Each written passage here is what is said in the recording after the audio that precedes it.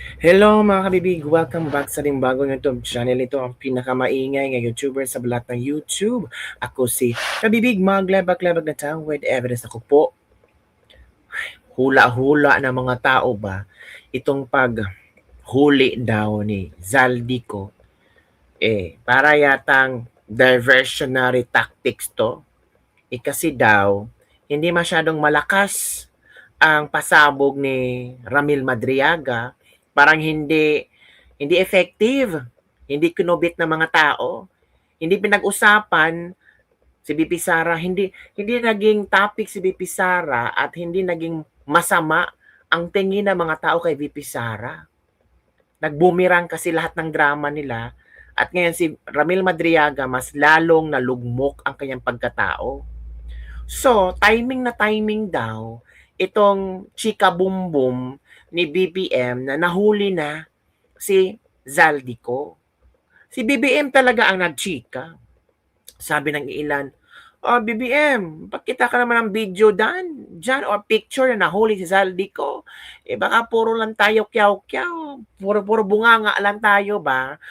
Para sabihin lang talaga na you're doing a great job."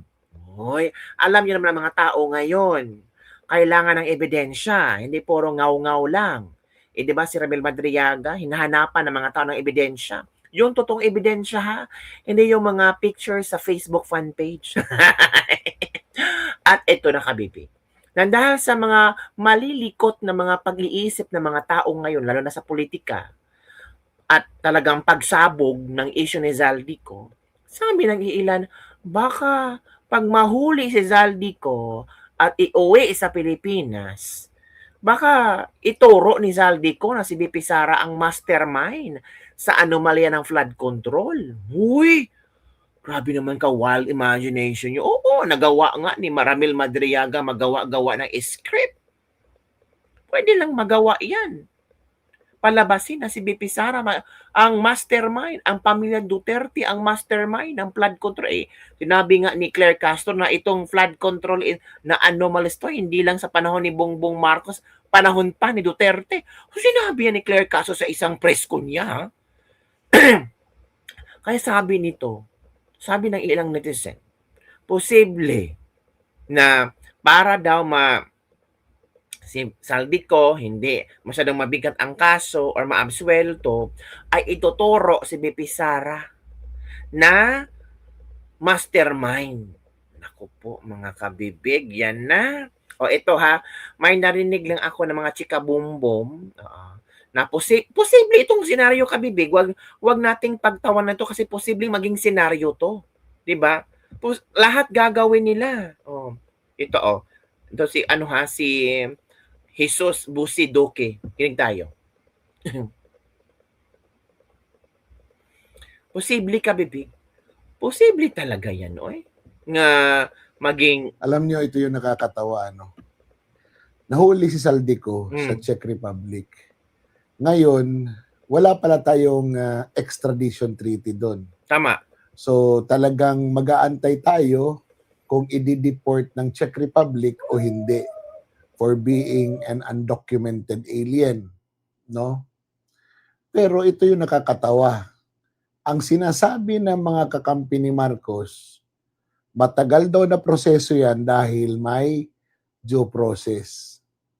Bakit si PRRD walang due process? Dinala nyo kaagad sa dahig. Tapos, ngayon i-acknowledge nyo yung due process na sinasabi nyo doon naman kay Zaldico. Anong kinatatakot nyo sa pag-uwi ni Zaldico? Kung makakausap nyo yan, baka pagdating dito sabihin, ang may kasalanan sa flood control project ay si Digong. Posible. Alam nyo naman ang nangyayari dito sa Pilipinas.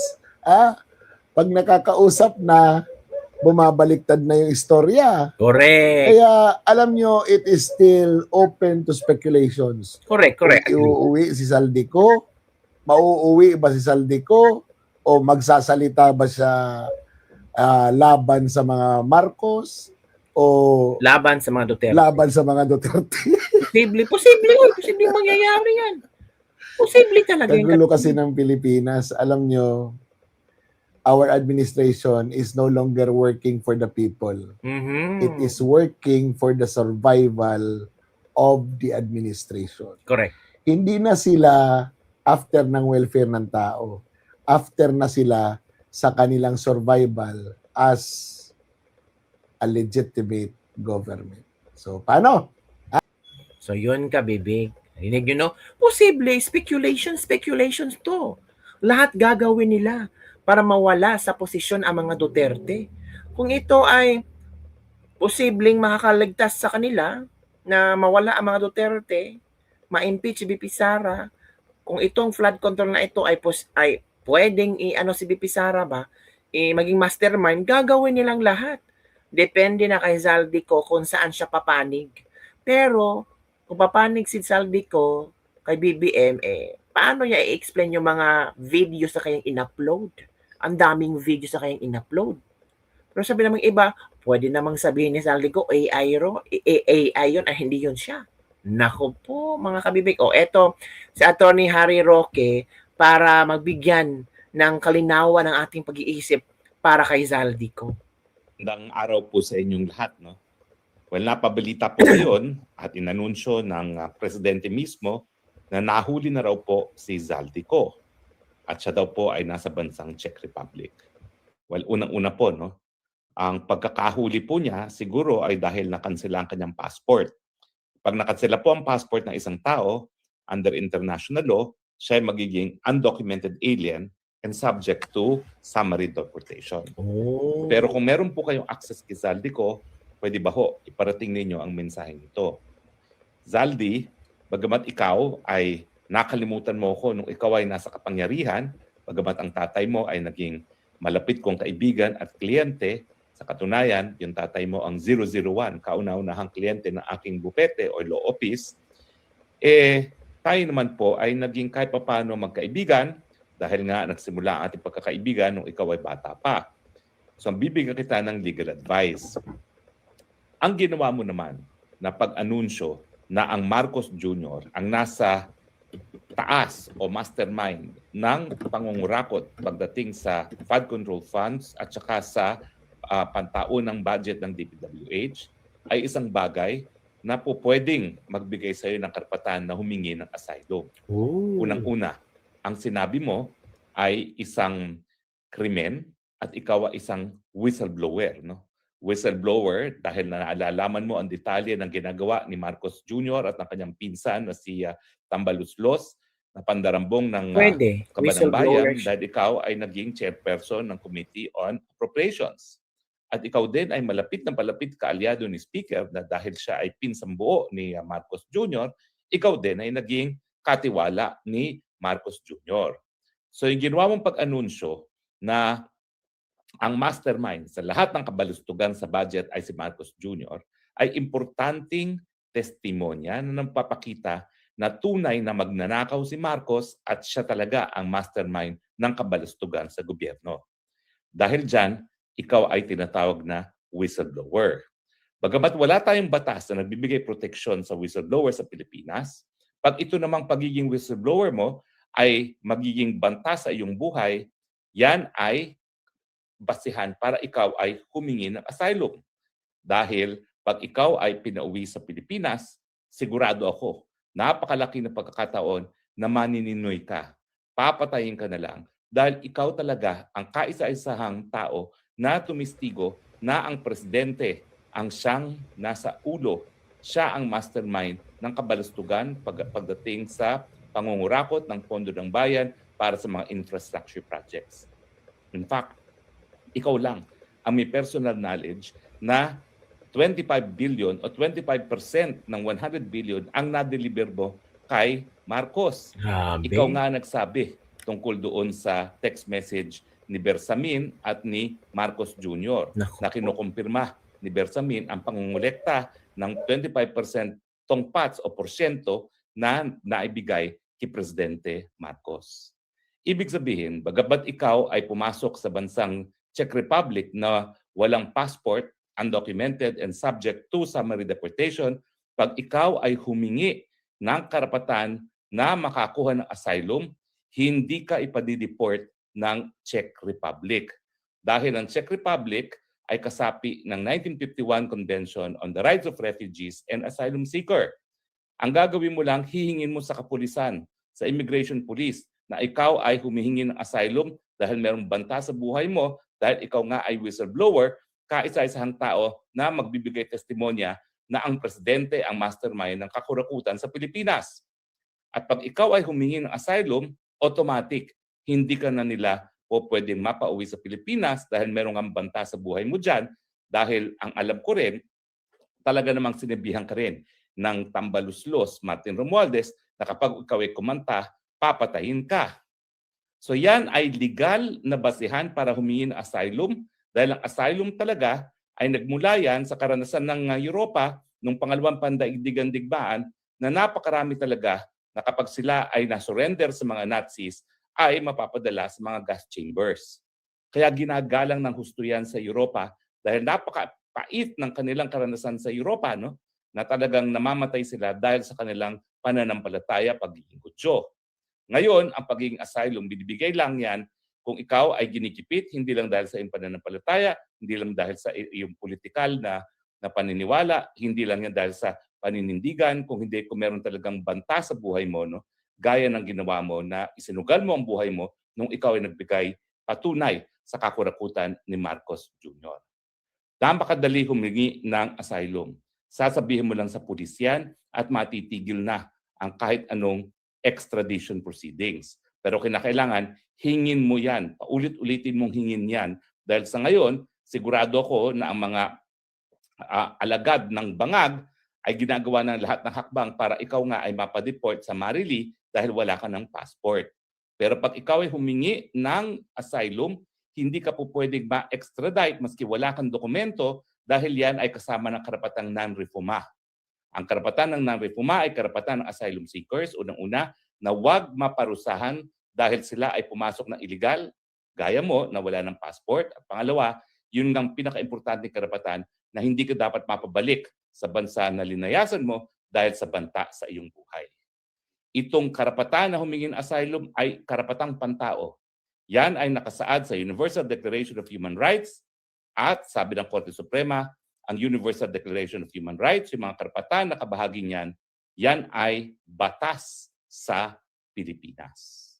Kapit lang, Zaldi, higing ka ng asylum, hindi ka mapapa-extradite, hindi ka nila mapapatay, at harinawa sa gobyerno ni Sara Duterte, ikaw ay magbigay ng testimonya para makalaboso panghabang buhay ang Marcos Jr. at Martin Romualdez. Keep safe.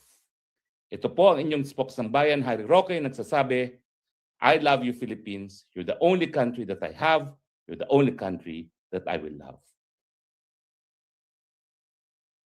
Yun po, kabibig, ang advice ni Attorney Harry Roque para kay Zaldico. Sana marinig yun ni Zaldico para mabigyan ng tawag dito, pabala, and the same time para mabigyan ng guidance si Zaldico. Pero I'm sure naman yung mga lawyer ni Zaldico gumagawa na ng action ngayon. Ito pa, kabibigo, para kay Zaldico, hindi madaling mapauwi si Zaldico dito, mga kabibig. Kasi wala naman tayong extradition treaty sa Czech Republic. So, check si Zaldico sa Czech Republic. Ito, kabibig. Possible scenario that may happen is that he may seek he may apply as an asylum seeker in Czech Republic, which could be raising several questions also. One of the questions that we will raise there is there persecution on him?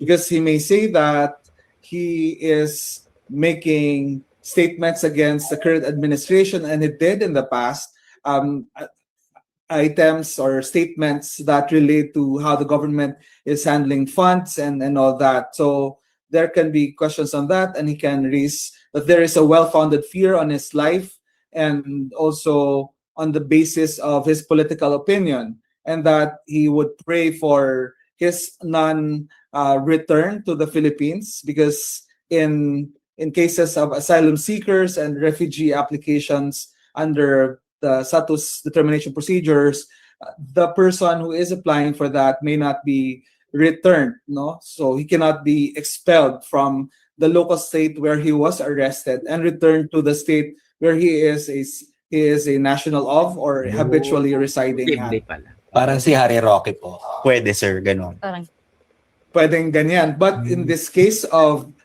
Zaldico, there are arrest warrants for Oh. graft and malversation charges. So it's on the part of the government, it may be very clear that this is not a case of persecution. Rather, this is a case of prosecution for violations of graft and malversation laws in the Philippines, where So, Sandigan Bayan issued a warrant of arrest against him.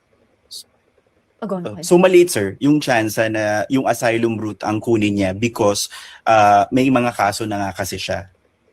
He can apply and it may delay the course of the proceedings. So pwede mag-apply si Zaldico. Yun na nga ang sinabi na to ni Harry Roque. So posibleng gagawin yun ni Zaldico. Tong totoo talagang nahuli si Zaldico sa Czech Republic. O, yun lang kabibig ang ating lebak-lebak for today. Basta sabi nila posible kung nahuli man si Zaldico, sabi ng ating presidente, maniwala tayo, presidente na nagsabi, di ba?